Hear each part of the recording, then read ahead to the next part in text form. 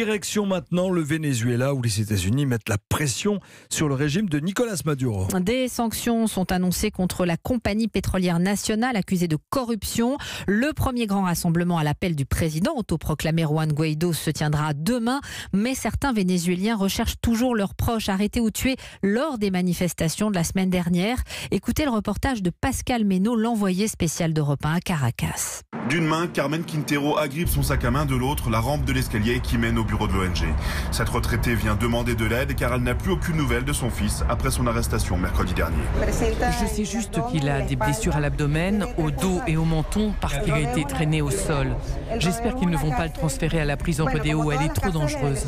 Des arrestations, ces ONG en ont recensé 850 en moins d'une semaine. Alfredo Romero du collectif Foro Pénal explique que la grande majorité n'ont même pas été arrêtés durant les manifestations, mais en marge dans les quartiers pauvres.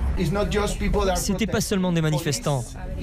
Les militaires et les policiers sont entrés dans les maisons en défonçant les portes.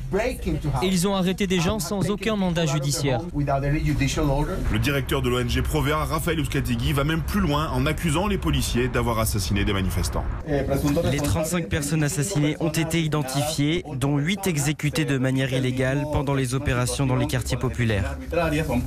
Les ONG estiment à près de 1000 le nombre de prisonniers politiques au Venezuela, un record pour le pays.